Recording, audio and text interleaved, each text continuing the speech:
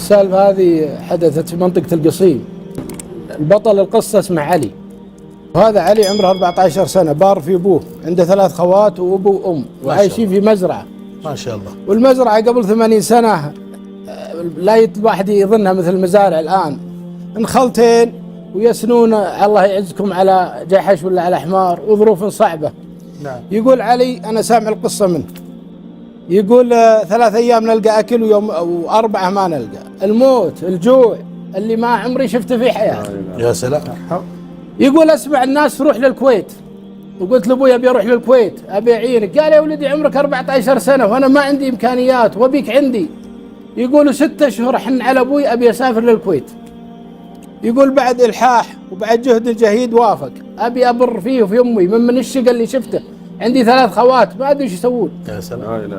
يقول يا أمره الله ذاك اليوم يروح القافلة رايحة للكويت ويجي عند أمير القافلة قال أبيك تاخذ هالغليم معك للكويت. قال علينا الحراسة من الذيابة ومن أمور العصابات والحنشر، غيره ما علينا منه. أكله معه قلت معه، شربه قلت معه. قال بيض الله وجهكم خذوه. يقولوا ونمشي على رجولي أساعدهم، اللي يعطوني ما باقي أكل ولا غسيل مواعين. وصلنا الكويت، يقول ودعت الفقر، هذه الكويت اللي يقولون. يقول يوم جيت الكويت لا الفقر اللي مو في فقرنا، أذرهم بادين في القوارب، بناء القوارب، بناء بيوت الطين. يقول أنا ضعيف وعمري 14 سنة وهم يدورون العمالة النشيطة، وإذا صفيت معهم ما اختاروني. يا سلام. شوف الصورة شلون عندنا الآن، إذا جيت في الشوارع تلقى العمالة جاية عندك الآن. حنا كنا نشتغل عمالة في الخارج. هذا ترى يا أخوان من فضل الله علينا من الناس الثمرات، وحنا كنا عمالة هناك. فالرجل يقول أصف مع العمالة في الشمس، أحتري واحد من تجار الكويت ياخذني أبني له جدار ولا أصلح له قارب، يقول ما ياخذوني. يقول 3 أيام 4 أيام أسبوع، يقول صرت أرقد في المسجد وأصيح. جاني إمام الجامع قال يا ولدي وش فيك؟ قلت يا عم هذه قصتي وهذه قصتي، وتاركن أبوي وأمي وظروفي صعبة ولا حصلت ريال الأسبوع الآن. الله. قال أنت وش تعرف؟ قلت أعرف زراعة. قال لا يا ولدي شغلك مو في الكويت أنت. قلت وين شغلي فيه؟ بصرة. قال في العراق في البصرة. قلت وش البصرة؟ قال البصرة مدينة فيها مزارع ومنطقة فيها مزارع وبتلقى عملك فيها. يا سلام. قلت وين دربها؟ قال هذا دربها القوافل تضرب هالجادة. يقول وانا اضرب مع القوافل هالجادة وامشي، مرت نلقى اكل، مرت نلقى ناس تعطف علي، القى شجرة. وصلت العراق، يوم دخلت العراق عرفت هذه ضالتي، الخضار والانهار والمياه. يقول يا اخوان التمن رز، يقول والله انها جبال انها تحفر فيها الله يعزكم التلاب وترقد فيه. يقول التمن الرز يا تلابهم ترقد فيه وحنا اهلنا ميتين جوع. اتحسر ودي انقل هالاشياء عندها النجد بس ما اقدر. يقول ادخل السوق، يقول يعني اتفرس فرج اجيبه، قال لي هاك الشيخ اللي معه مثل ما تقول بقشه. وجهي قلت يا عم، قال نعم. قلت ابشر البقشه عندك انا عامل. قال شلها. يقول عطف علي، شافني صغير وهرجتي مي بهرجتهم. يقول واتبعه ولا رجال حشيم. يقول وادخل معه في مزرعه، يوم دخلت ولا هذه جنه الله في ارضه ما شاء الله ولا كل شيء فيها. قلت يا عم ما تشغلني عندك صبي في هالمزرعه. قال انت وش تشتغل؟ قلت والله انا مع ابوي مزارع. قال بجربك يا ولدي شهر. شو اسمك انت؟ قلت اسمي علي. قال بجربك شهر وبعطيك 7 جنيهات ذهبيه في الشهر ان نجحت معي. قلت ابشر.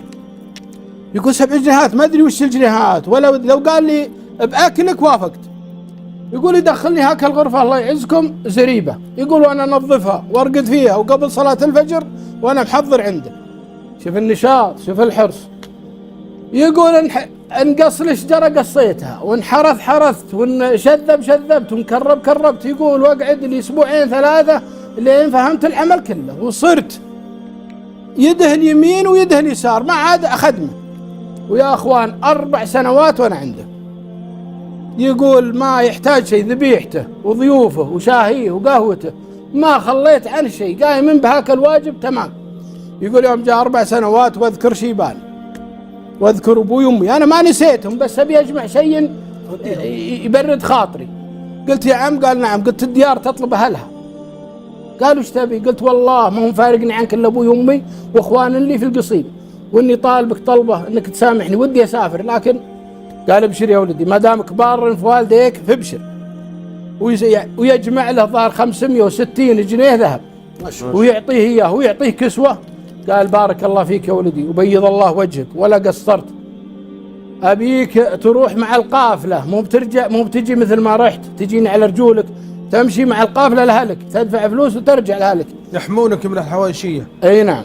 يقول قلت ابشر يعني، واحب راسه وخشمه واتشكر منه واروح للسوق، واجي هاك القافله ولا عليها هاك الرجال. قلت يا عم، قال نعم. قلت انا بروح معكم للقصيم.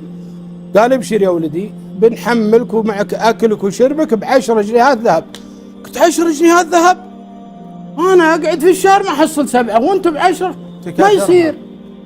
قال يا ولدي تبي الله يحييك ولا اضرب الطريق؟ قلت لا والله بضرب الطريق. يقول انا تثاقلت 10 واروح اشتري لي كمر وحزمه تحت بطري واحطه واخذ مني دقيق وحاجتي للرحله. يقول اجيك ماشي.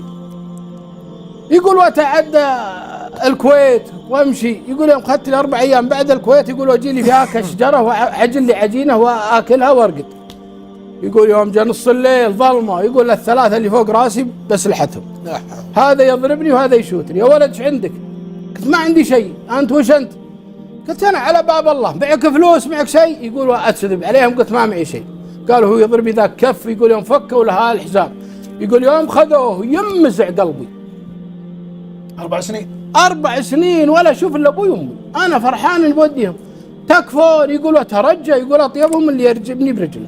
يا ابن الحلال فكوني، اعطوني شيء، خذوا شيء واعطوني شيء، وراي ايتام وراي ظروف وراي. يقول والله ما حد التفت لي.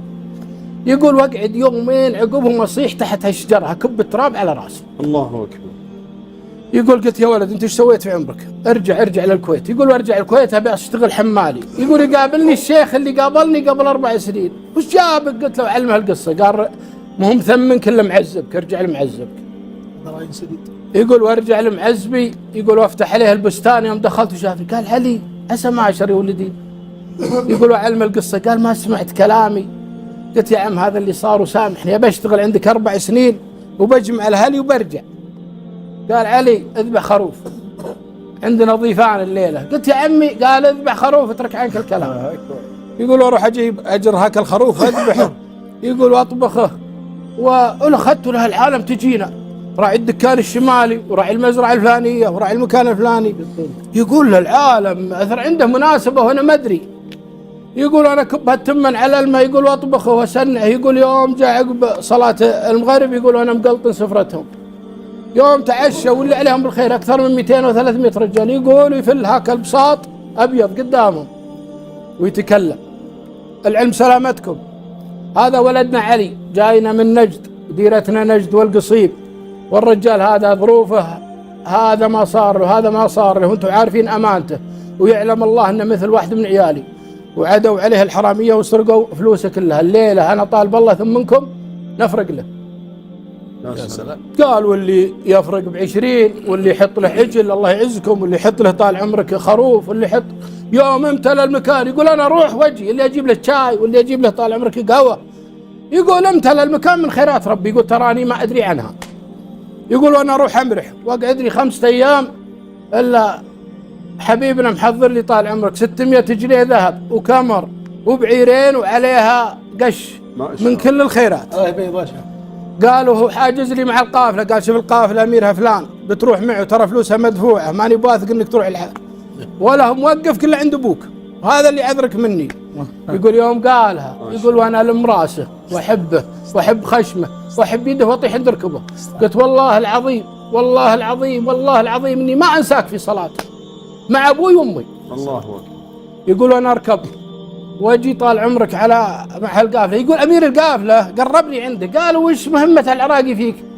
الرجل موصيني عليك وصاة عظيمه. يقول وانا اهرج له السالفه وعلمه من اولها لاخرها. قال بارك الله فيك، انت بار في والديك وربي ان شاء الله بيرزق. يقول يوم تعدينا الكويت وجينا في مكان وقال الامير بنعشي فيه، بنعشي بنسوي عشان ونمرح. يقول انوخ نياقي واعقلها.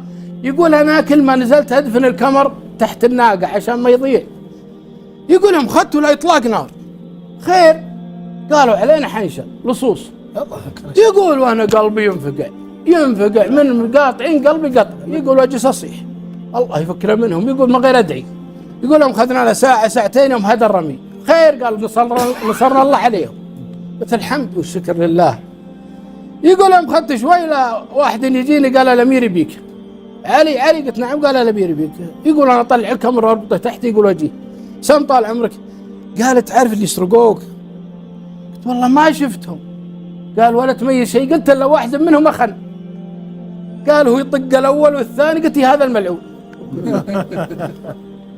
قال وين فلوس هالغليم اللي اخذتوها قبل شهر؟ ما اخن يا ابو عبد العزيز. لبيه ما سمعت. اخن واحد منهم اخن في خن. عرفتهم صوته. يقول انا ما شفتهم. تمام. قلت له هذا الخبيث. قال هو يلخها كالكف. وين فلوس الرجال؟ قال مرة مرتين. يقول قال تحت الشجرة الفلانية. يقول يوم فتحوا هذا كامري 560 اللي سرقت مني ما لمست ولا لا اله الا الله. قال يجيبها لي يعطيني اياها. قال يا علي هذه فلوسك. قلت انا فلوسي وصلتني. قال لا يأبى الله الا اني ضاعف لك برك في والدك. الله. شوفوا يا اخوان نية الوليد. شوفوا نيته. لازم نسقط الكلام هذا على البر. لازم نسقط الولد هذا وش كان ناوي. ولد عمره 14 سنة يشوف ابوه وامه في شقة.